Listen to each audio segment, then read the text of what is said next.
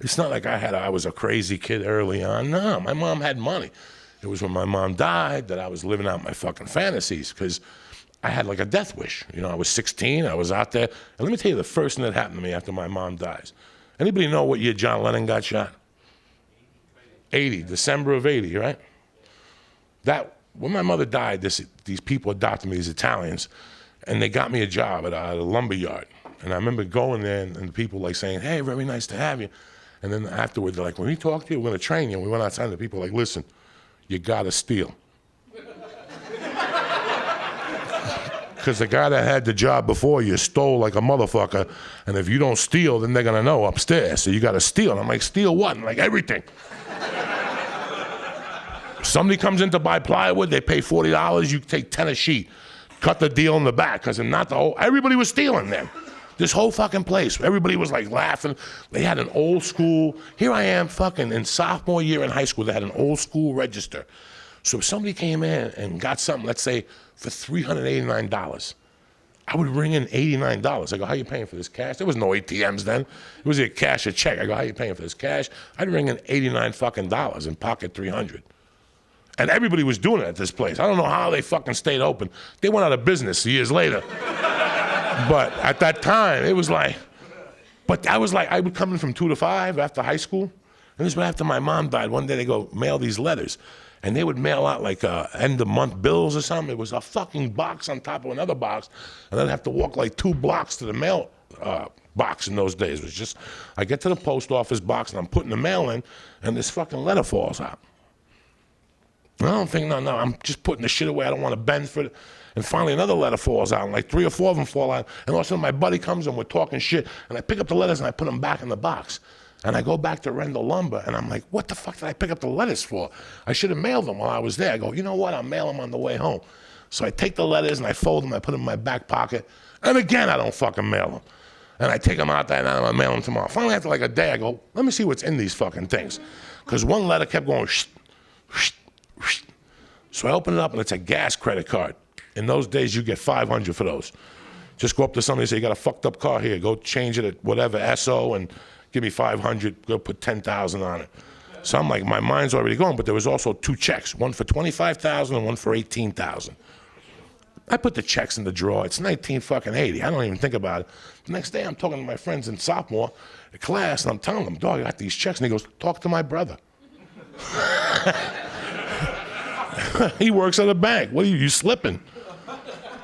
So I call him up that night, and he goes, meet me at Nick's Pizza, this Greek guy that made pizza. He wasn't even Italian, but he made good pizza, except for the Sicilian. He'd leave it by the window, and the flies would use it like as a fucking takeoff thing, you know what I'm saying? So every once in a while, you got a Sicilian with a fly in it and shit, and you're like, Nick, give me my money back. We used to rob him, too, because we...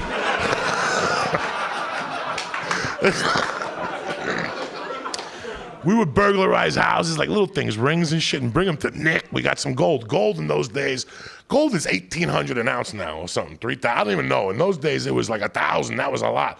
So everybody was buying gold. People say, you got gold for sale? I'll buy it because I know somebody. So Nick would buy gold, and he had like an apron that he would hang, and he would buy the gold from us and then put them in the apron. And he would let it stock in. So I'd come 3 days later and go, Nick, I got to take a shit. Let me use your bathroom. And I'd steal the gold and put it back from my pocket. I'd steal the gold back, and I'd go like 3 days later, Nick, I got some gold.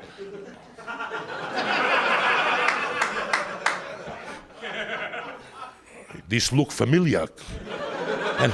And he didn't fuck around. He called me the spick. There was no fucking around. There was no ethnic shit in those days. Speak, why do you do this to me?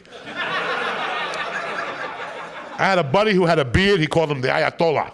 I had another buddy who was rich, venereal, rich motherfucker, undertaker.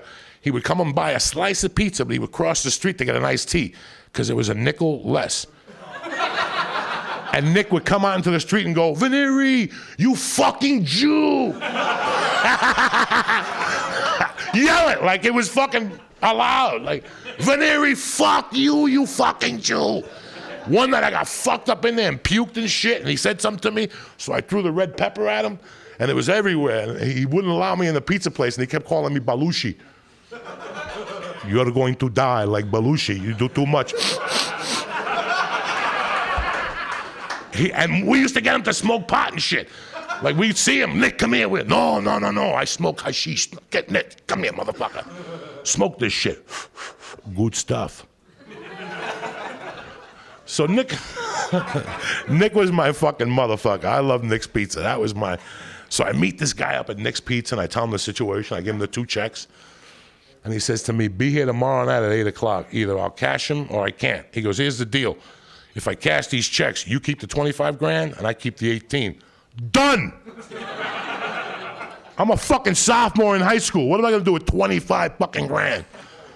I give him the checks and I don't even think about it. The next night at about 7:30, my phone rings.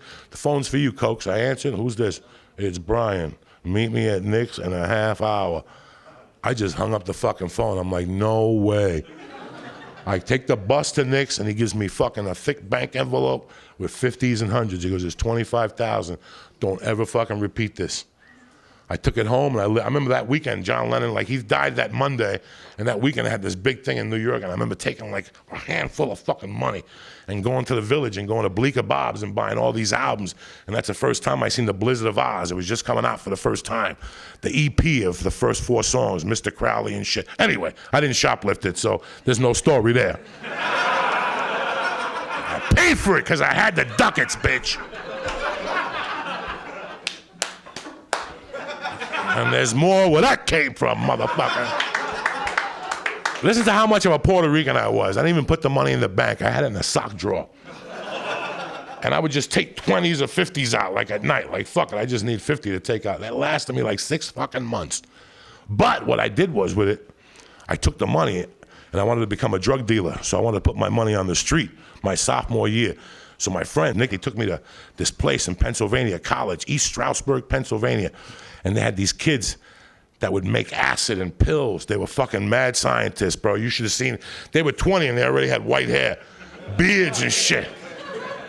And they would make acid and then THC crystal and Gorilla Biscuits and Quaaludes and whatever they had. Like, so that's how I made a living. See, the economy's bad today because they took away the underlying money-making situation for people. If you were broke 20 years ago, you get 100 Quaaludes on the arm for 200. Go to the ice house to the bar. You'd sell them in one night for $4. Even if you ate 3 of them, you're still cleared $1.75. You do that 5 nights a week, that's $1,000 fucking dollars. Plus your unemployment, plus your mug of fag. It all adds up at the end of the fucking month. You suck a dick, it all adds up. So people didn't need a job. You know, and credit cards. I was a king of credit cards because in the old days, if it was under 50, they wouldn't fucking swipe it. There was no swipers. There was a fucking book. You think somebody's gonna sit there for an hour and look at a fucking book? So they were called under the limit thieves. We just went out every day and got shit under $50. They fucking, and it could be a card that was 10 years old. They wouldn't give a fuck. That's why the economy's bad, because there's no lower level stealing no more. Nobody can fucking make a living no more. We get 100 hits of acid for $90 fucking dollars and sell them for $3. I would sell 100 hits of acid as I walked into the high school. You just get a bunch of stupid girls that are gonna play hooky. There you go. That's 12 fucking hits at $3 a piece. I used to get black beauties. They're like speed.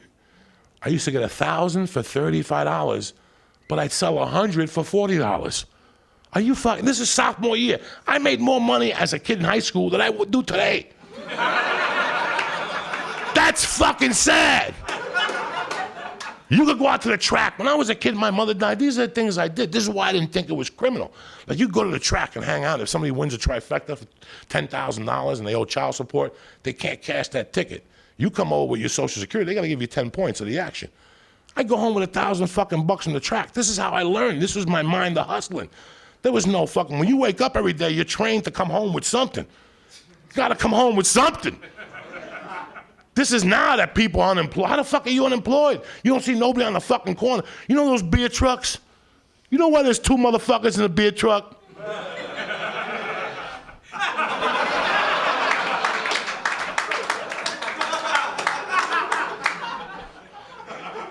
15 and 16, they pull up by themselves. They go out. You pull up with your buddy in a car, and your buddy holds you back here, fucking tight. You stick your fucking head out the window and slide that motherfucker up and just start putting cases of beer in the fucking car. You drink for free and you sell the other cases for $30. Kids don't think like that. They're fucking at 7-Eleven buying 5-hour energy and texting and shit like that. That's why there is a fucking problem in this country, because we've forgotten the hustle. And when you're hustling, you don't fucking know. Somebody comes up to you and says, dog, you're not gonna believe this. I got 1,000 watches, I can't sell them. All I want is $3 a watch. You get 20 a piece. Give them to me. I didn't give a fuck. I'd sell them door to fucking door. I played CYO basketball for a church with a bunch of other fucking Catholics. They would give us these stickers that we had to sell for $1. We broke into the fucking church in the 8th grade and took all those stickers and sold them and then give the church dick. All these stories I'm telling you, that's the one I'm worried about the most when I go to fucking St. Peter. I'm gonna go up there and go, you did great, dog. What do you mean? I kidnapped the dude, I lit a fucking hooker's wig on fire. What do you... Nah, you did great. The only thing you fucked up was the 8th grade when you stole from the fucking church and you stole those fucking stickers.